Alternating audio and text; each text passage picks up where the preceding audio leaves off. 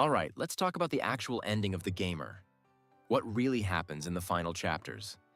By the end of the story, the world is already in a collapsing state.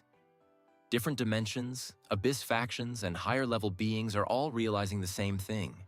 The structure of reality itself is starting to break down.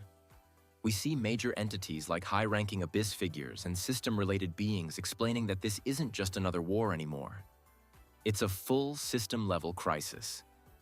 At this point, Han Ji-han is no longer just training or leveling up like before. He's basically being guided towards something called deification, a process that pushes him beyond human limits. This is where everything changes. Instead of just becoming stronger, Ji-han is treated as a key existence in the system of the world itself. He goes through a transformation that separates him from normal humanity.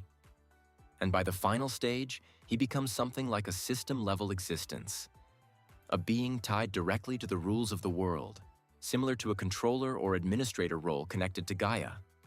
After that transformation setup, the story quickly shifts into wrap-up mode. We see loose ends starting to close.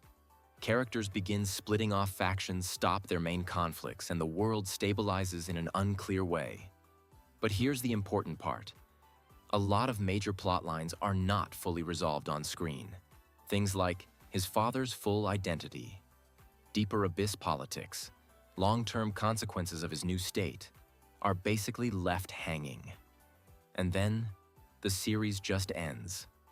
No long final war, no full explanation of the system, no deep emotional closure for everything built up over hundreds of chapters, just Ji-han reaching a godlike system state, and the story stopping there. And I'm not gonna lie, I went on Reddit after finishing it, and I found a lot of people feeling exactly the same way. Confused, frustrated, unsure what actually happened. There are also claims about things like the Harem King is Ji-han's father, but most of it seems mixed between what the author supposedly said and fan interpretation. Honestly, I don't even know where the official answer is coming from because different people say different things. One more thing, I also read that the author had health issues, and that might be why the ending feels so rushed. And honestly, it kind of makes sense, because the ending doesn't feel like a real ending. It feels like something that had to be finished quickly. I just wish there was at least something more clear for the community.